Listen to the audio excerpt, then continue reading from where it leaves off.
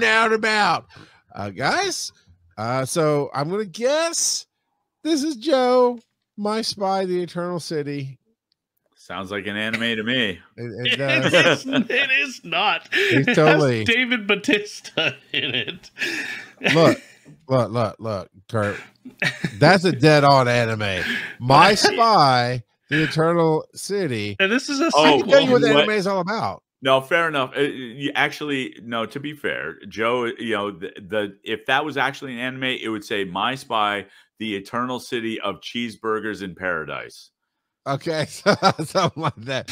My Spy, and how I became the Eternal City with no credit to my name. Or how I became OP by studying under Shaolin monks.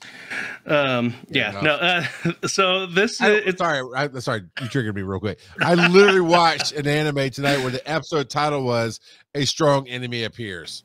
That's the title of the episode. All right, cool. Let's rock. I respect that more. Yeah. So My Spy, the Eternal City is a sequel to My Spy. So if you are unfamiliar, in the 80s, would we call this straight to video? it was a Prime Video. I don't know who actually made it, but I watched it on Prime. So it did not go to the first one went to theaters. It's actually quite cute and fun. So you have seen it?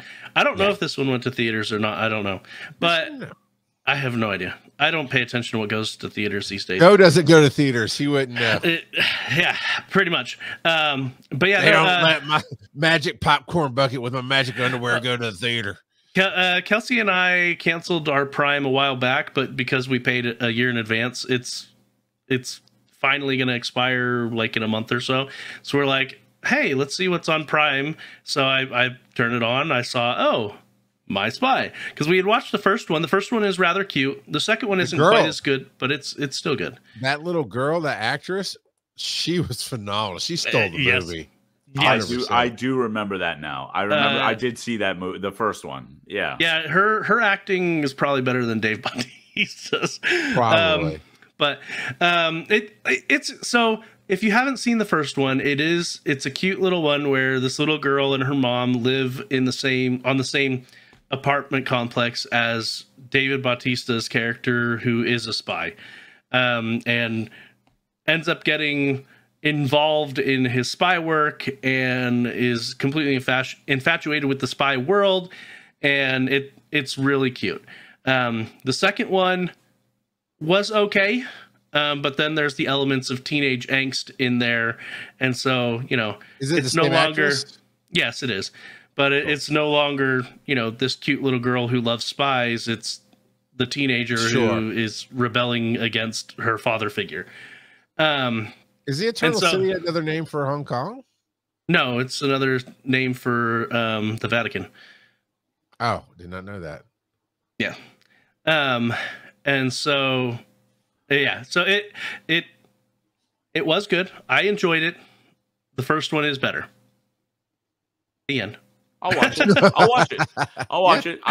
It doesn't have to be a great movie for me to watch. It was enjoyable. Sure. And that's what really matters, right? Look, and Dave Bautista is compelling. Yeah, he may not be a great actor, but he's just fun to watch. Did you watch Stuber? No, but I really kind of want to. It's dumb. Yeah. But it is. It's funny because he leans into the goofy guy trying to be a badass, and it is. I think he's more of a cheese. Honestly, I think he probably as a person is more of a cheese ball than the meathead or the strong guy he plays on wrestling and everything else. But yeah, Stuber it's so bad, but it's fun at the same time. It is. Rome, not the Vatican. So Rome's the Eternal City? Yes. Okay. Hugh asks, is it a cute version of The Professional? It has been so long since and I don't think I've ever even seen The Professional all the way through.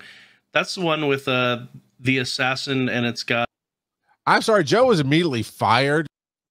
And it's got not Keira Knightley. No, not Keira Knightley. And you can't watch The Professional and not finish it. What is wrong with you? I think I saw snippets of it when it was on TV when I was a little kid. Oh, Joe. Yeah, we're gonna have to have a movie watch night. Natalie Portman, that's the one I was trying to think of. Yeah. And Leon, The Professional. And we need to watch the unrated, uncut version because it's so much better.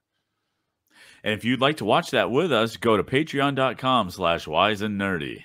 Actually, you're not wrong. We've done one watch along with our fans and they keep asking when we're going to do another one, and you know we really ought to. We were going to watch Akira. Yeah. Maybe I know we like can't. 20 years since I've seen that, so same. Yeah, I've never seen Akira. I literally watched it. Now this is the age of the movie and myself. I watched it when I was able to rent it on VHS from Blockbuster, or from not Blockbuster, wasn't a thing, but from Hollywood Video or somewhere. I don't know. I owned it on Laserdisc. Oh, I miss Laserdisc so much. Me too. Such a cool thing. Yep. I watched the Raiders of the Lost Ark on Laserdisc as a kid. It was amazing. Scared the bejesus out of me, but it was amazing. So I want to turn you boys on to something you would enjoy. You might have in your area. If you don't, keep track. Yeah, shut up, random kid. If you say 7-Eleven, I'm disconnecting right now. No. Oh, okay. Joe, are you in on that? Because I'll do you both right now. 7-Eleven. No. This app's called Too Good to Go. TOO. Good to Go. And my wife's been tracking it through TikTok for, she says 2 years. I think it's been a year. It started off in places like New York City and San Francisco, and it is a save the earth kind of movement thing, but it also helps follow. I know Kurt follow here, because they're like, you're saving so much. If it's so much food is thrown out from restaurants that it all the things that goes with it, everything about the trash piles, all this other stuff, that's the save the earth part, but it helps the businesses as well, because if you can legitimately sell it without going, well, people are just going to overcook and save it and everybody wait in line. That's always been the conundrum. Well, we have to throw it away because we don't need you stealing it by making too much stuff. Right. So Too Good to Go solves that problem, that if it's in your area, restaurants can sign up. Circle K as a brand actually partnered with them, and they're about to launch on tomorrow. They launch tomorrow, to where you get surprise bags, mystery bags, if you will, from restaurants. And you can go in, and the restaurant, it's not every day. But the biggest one is Krispy Kreme. Okay, but sold at the Circle K's? No. Bags will be sold at the Circle K's? No. I'm not sure what Circle K is going to put in their bag. Circle K is going to, so you use that Too Good to Go, and you can find the business. So, like, I'm going to use Krispy Kreme, because that's one of the businesses in our area that does it. It came to Atlanta here in the last couple of weeks, and we've been, my wife and I have been playing with it. I've already discovered some good food. But so Krispy Kreme was, our offer is a dozen donuts. It's a mystery box, $5. If you know the prices of Krispy Kreme, a regular dozen of donuts is like $15. A mixed dozen is close to $17. But they said $5 and some change, I think it was. And they tell you, come between these hours. And I think in our case, it was 8:30 to 9:30, right before they closed. And you say, yep. You, of course, attach a payment to it. You purchase it, and it tells you. And then before you even purchase it, it doesn't put a menu. It never promises you what you'll get. It says you will get something. The company, they're very clear. The company, the owner, the person says it's worth this much, and it shows you, and it crosses out, and you're going to pay this much. And so we did that, and of course we knew what Krispy Kreme was, but if you didn't, you could look at, some of them have, like Krispy Kreme will have a website you can go look at and see the basic idea of what you'll get. Another one we did was called Haka Bistro, and it said you'll promise basically something along these lines. You'll get some fried chicken or some fried rice or some this kind of noodle or that kind of noodle, but you'll get something of value. So you don't get to pick, but you'll get something. It's leftovers, right? It's stuff that's going to get thrown out. We sure enough roll up to Krispy Kreme after we placed our order, and right after 8:30, it told them we had a Too Good to Go order. They said, cool, pull around, and we just show them there's a little code on the phone. We showed it to them. We slid it to pick up. The guy went in, and in this case, it was a mystery, which we loved. Yeah, dumpster diving plus DoorDash. Yeah, kind of. We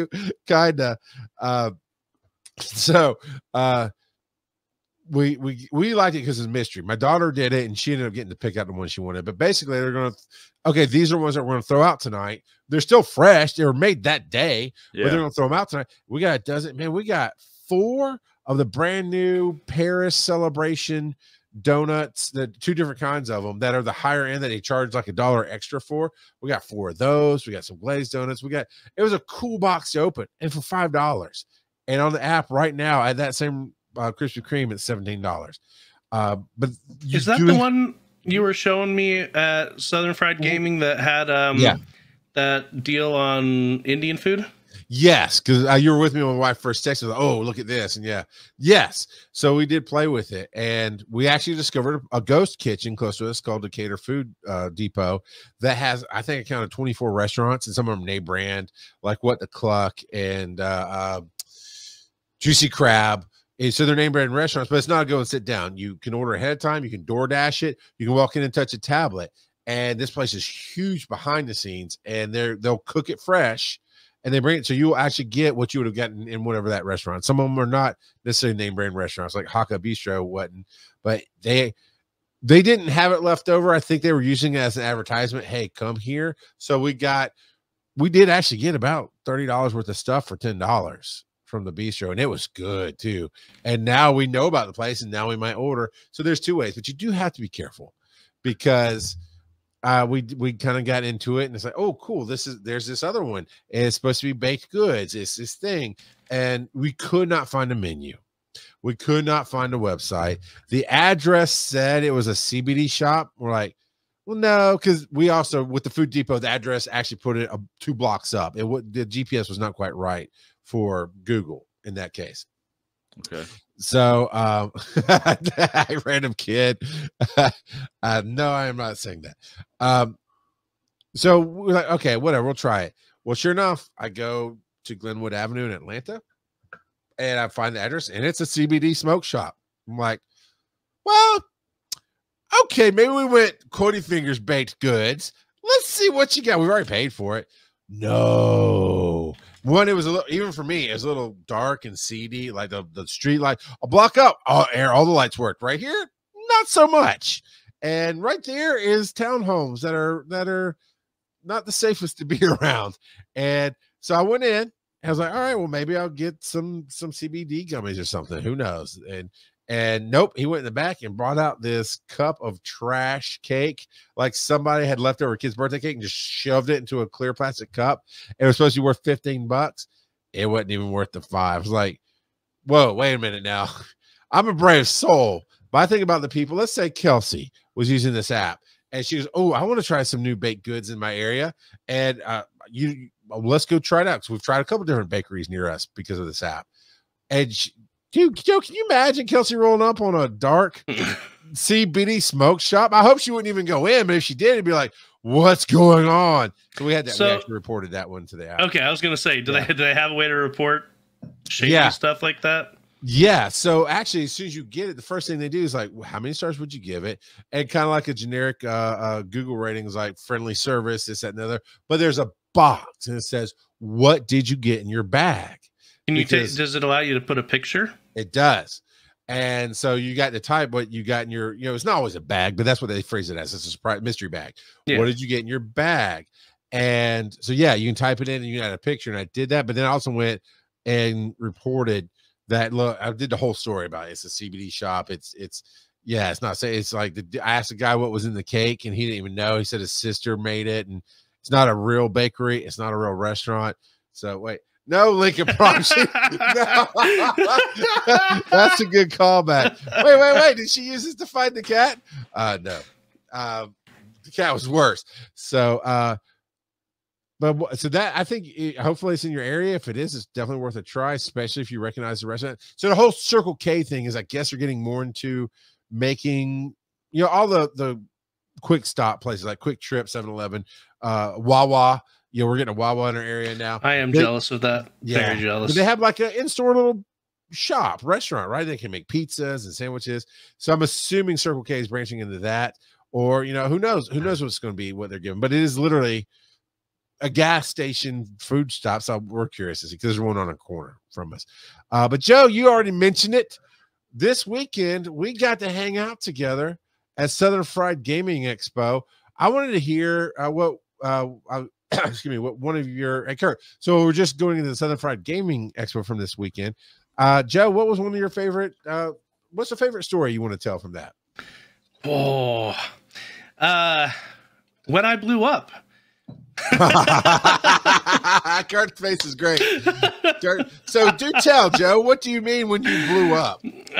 So Charles has been doing this game show at a bunch of different conventions over the past year where what's it even called? I can't remember what it's called now.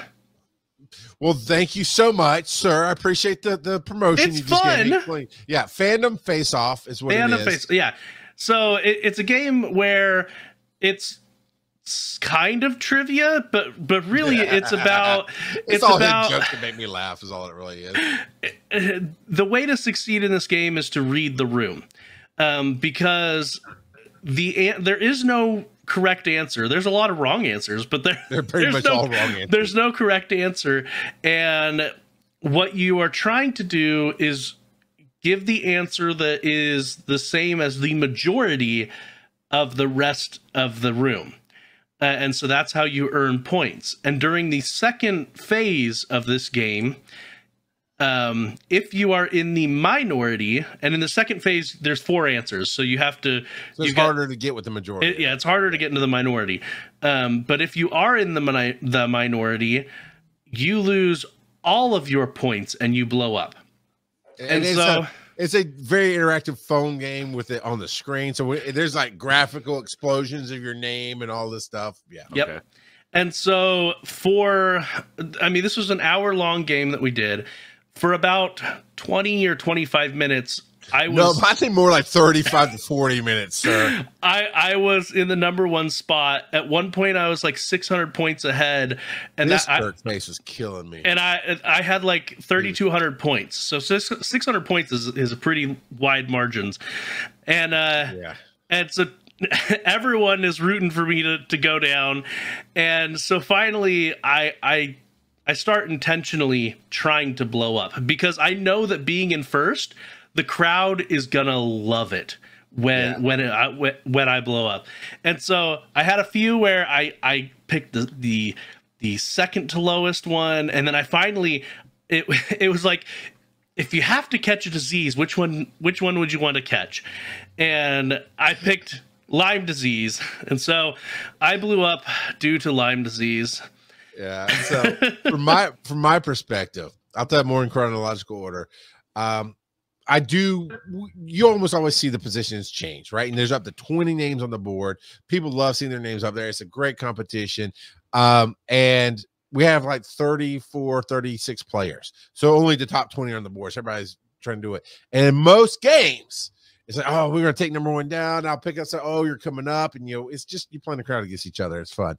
Right. And then so we're about, I think maybe just 10 minutes in.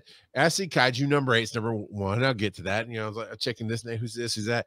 After like the 5th time, I'm like, who's Kaiju #8? Joe raises his hand.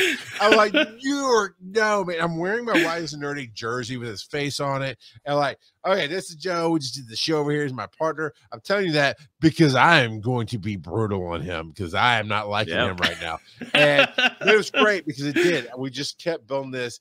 And every time, every other answer he got right, I'm like, I finally looked at him like, dude, I'm gonna take your phone away. I swear to you, if you don't start losing, I'm gonna kick you. And of course, the crowd loves it. So sure enough, now the question got messed up because I didn't hit save. But originally, the original question that popped up is, if you had to catch them all, which one are you going to catch? Right. So it's very much a Pokemon themed.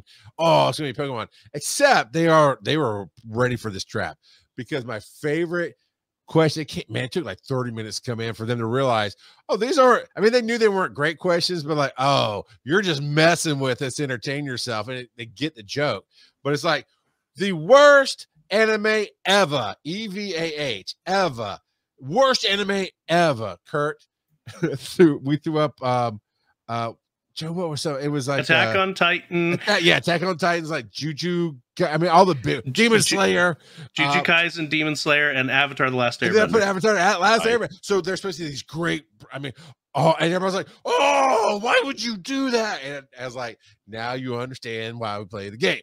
And so yeah. And then Joe was on one of the few that got the real joke inside of that, which is Avatar: The Last Airbender is not an anime.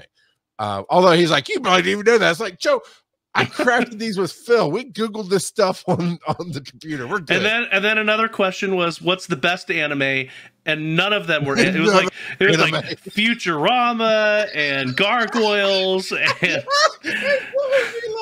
I just love it so much. So we get to this thing with the and it's supposed to be like lick-a-tongue syndrome and Pikachu pox, and I hadn't hit save, and so it only saved the original diseases, which is mononucleosis, chicken pox, Lyme disease, and influenza. And everyone's like, because you have to pick one. And it comes up with this big graphic, and the board goes, and it shows 7% pick Lyme disease, and somebody in the audience goes, "What psychopath picks Lyme disease?" And it was just me. I was the only one that picked it, and the crowd. Wait! No! You told your part. So the timing was perfect because he just kind of went. It was me, and I hit the space bar, which rolls over to the board, and everybody has whips to the board. It's time to go. And when we, the old radio thing, then the crowd goes wild. Right. It blew the room out. I laughed for a good 45 seconds to a minute. I just could not go on. It was amazing. And then this joker couldn't leave good enough alone and had to top off the cherry of the ice cream. Like, I died of Lyme disease. Now I need a portable sticker maker so I can make catchphrases for people and give it to them before they leave. Nice. So my favorite moment, I mean, that was exciting and great, and the whole thing was fun. We had Mark Gunn be our guest because he's here local to Atlanta. He and I have been friends for a long time, so I just called him up. And no, Fandom Face Off is not going to be at Dragon Con. People keep saying, and we'll tell that. You know what? We'll tell that story in Patreon of why it's not going to be at Dragon Con. It actually goes with the theme of this whole show. Anyway, Mark Gunn came in. I didn't tell him bring your music. I said we're doing this. You'll be our guest. We're doing this interview style podcast. I gave him the basic rundown. He kind of grasped it. Didn't go listen, which is fine. And Joe's like, oh, maybe he'll play the Lullaby song. And I said, no, Joe, I didn't ask him to bring nothing. We're good. Well, sure enough, he just brought it anyway. He brought his harpsichord with him anyway. So I said, cool, Joe's hoping you bring it. We'd love for you to be the commercial break. And so when we got to that point, Kurt, and rolled the dice, and it's time for commercial break, he pulls the harpsichord out, and it's a 3.5 minute song. He plays the Lullaby song, which is so perfect. Have you? I have. Yeah. Okay, good. For those of you who hadn't heard it, Joe, we do need to look up when Kurt's talking about saying we'll look at the title. But it's about go to sleep. There's monsters under your bed. Don't get out of bed. It's so great. So he sings it so lovingly, like a loving father. It's amazing. All right. So apparently it's called Close Your Eyes and then in parentheses Lullaby. Right. Okay. Gotcha. Mark Gunn, that's on the Irish and Celtic Music Podcast, or is it on the Podfather? We'll find the link. We'll put it in our show notes. We'll find the link here. I put a link to the YouTube. There you go. And I put it on the screen. So if you're watching the video on YouTube, you'll see it on the screen at this time. Okay. So that was beautiful. And then he shared this heartwarming story at the very end, because we talked about tell me a story, and that's the only time it kind of got serious. A crowd. We had 20-ish people in the room. I mean, and the room only held like 40. It was a smaller room, smaller con, but they filled the room. They interacted very, very well with us. But Mark sharing that story and playing with us and had so much fun. And then right before I had to run and go then I was immediately going over to do Fandom Face Off. Mark stopped me real quick. It's like, man, that was that's a really great format. I'm like, cool. I'm glad you liked it. Cause for me, it's just so fresh and fun. It's a whole game every time we get on the show. So it was a great crowd interaction, and I'm looking forward to us doing what we're going to do at Dragon Con with Wise and Nerdy. And just blow it out. I hope you pre-plan some bits, Kurt, maybe, and have your commercial break ready or something. And we'll talk on the Patreon about some of the bits Joe and I have talked about with some people. But yeah, that was we'll definitely need to talk. Yeah. So we talked about Disney's Balto last week at length. Why are you putting in again? I don't understand. Balto for one thing, and Balto wasn't You're right. even Disney. It's So Balto there's 2. Yeah. Electric Boogaloo. Yeah. So I can't stop playing this game. I bought it on the Switch as well, so I could have it portable. It's good. It's good.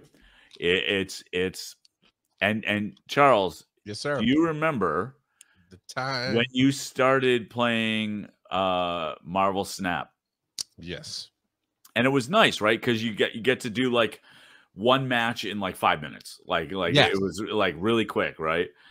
This has that kind of thing. Each match is 3 rounds. You're playing by yourself. It's a solo thing. And I thought it was on Xbox for PC, but it is not. I just searched it. Yeah, it might not be, but it's $15.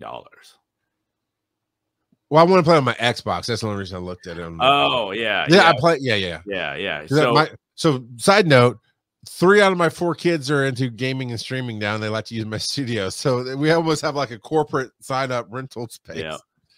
So I play on my Xbox in the house. Yeah. So, but it really is like poker meets a deck builder meets roguelike.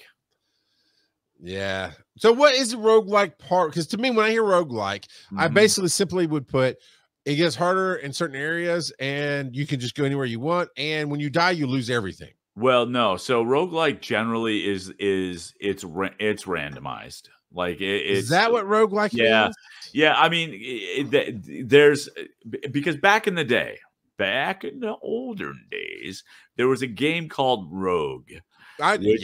Which is which kind of was a variation or an evolution of NetHack, which was also like a variation of a game called Larn, which is just a dungeon crawler, but it changes every time you play. Okay. and really, not only did the maps and everything change, but all the items would change as well. So there was no guarantee. Like it wasn't like Diablo where you would always meet the butcher on level 1. Okay, you played Chase the Spire? Slay the Spire. Slay the Spire, yes. And I still do. Yeah, that's one of my favorites. So how does Balatro compare to that? It's different, but that's about as close as you can come to a comparison. Like if you like Slay the Spire, and I know you do. Yeah, you know I do. This is very similar. There's just no map and no separate paths. Okay. And it's poker. So it's based on poker. It's based on the rules of poker, and then you pull jokers that change the rules. Yeah. I gotcha. So basically you progress by like level 1, the first match of the game. Level 1, you have to earn $300, and you earn that by poker hands give you X amount of dollars, right? And then you have modifiers that increase those multipliers and whatnot. And so each level you have to earn more money, but based on how you put the deck together, you might like you have a wave like you get 13 cards of 4 suits, literally a deck, right? Okay.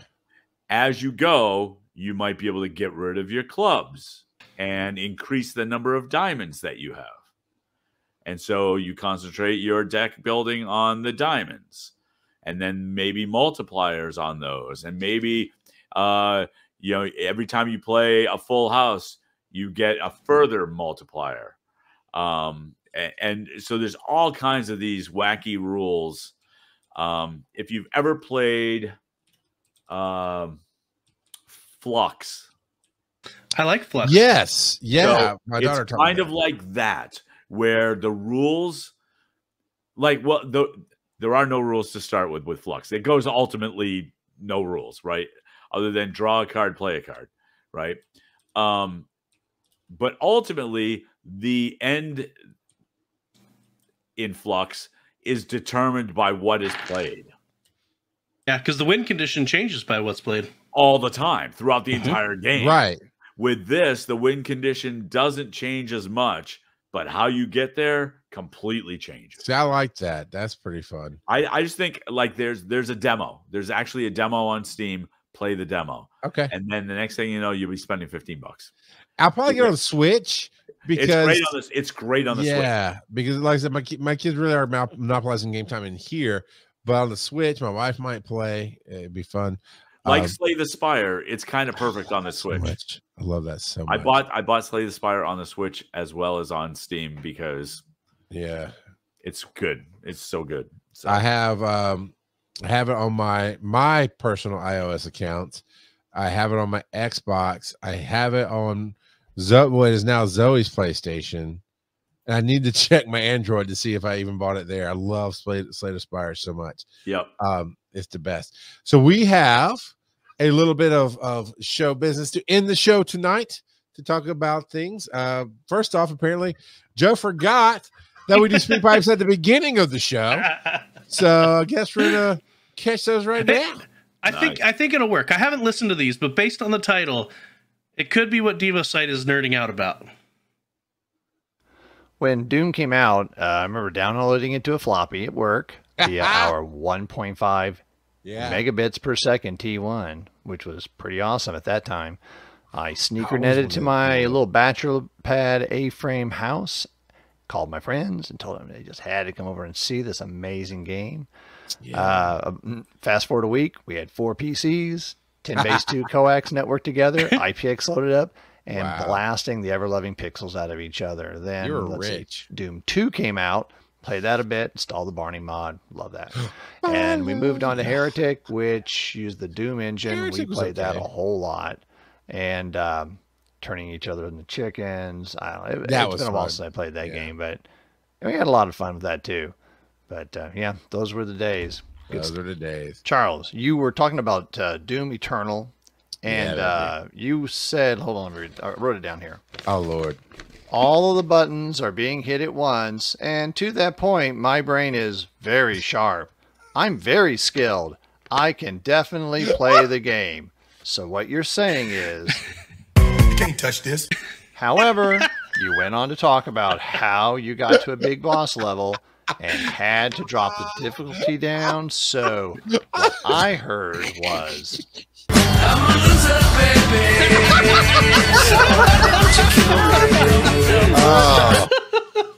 Oh, Lord.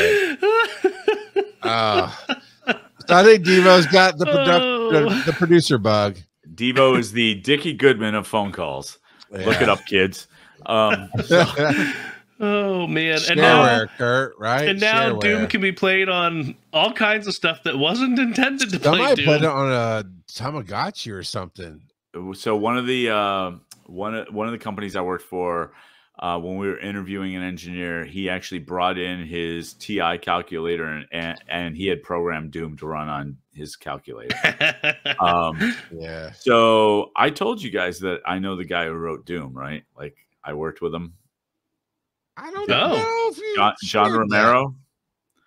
Yeah, John Romero. You worked with John Romero. Yeah, in 2 companies before Doom was ever a thing.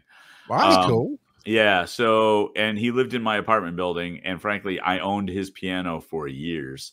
Because so he would. I was going to ask if he would remember you, but I think he would remember you. He might. But he got real big after that, and when people get real big, they forget their past. So, but yeah, he left town in a hurry and said, "Hey, if you can get the piano, you can have the piano." There you go. And so I went to our landlords and I just said, "Hey, I bought this piano from this guy." And they say, "Do you have a bill of sale?" I said, "No, he's just a guy I worked with, and then he moved." And they said, "Well, if you pay the $25 storage fee, you can have it." I mean, $25 for basically a brand new upright piano. Nice. So, that's a steal. Yeah. Did you know Carmack? No, because Carmack lived in Texas at the time. Okay. But yeah, John I worked with at Origin early on, and then I was in a small startup called Inside Out Software, and we did the the Commodore 64 and PC versions of Might and Magic 2. Which, funny story, I was responsible for doing some of the CGA artwork for the PC version. What's CGA? Yeah, CGA, you have a palette of colors like magenta and aqua and black and white. And you have to, they literally created like 2 to 4 color artwork. Okay. It was terrible. It was like you had to be really creative, and boy, you look at some, go back and just do an image search on CGA graphics from the late 80s, early 90s. It's not good, but it's what we had to work with until EGA and VGA came out. Well, I just looked it up. Yeah, it's not good.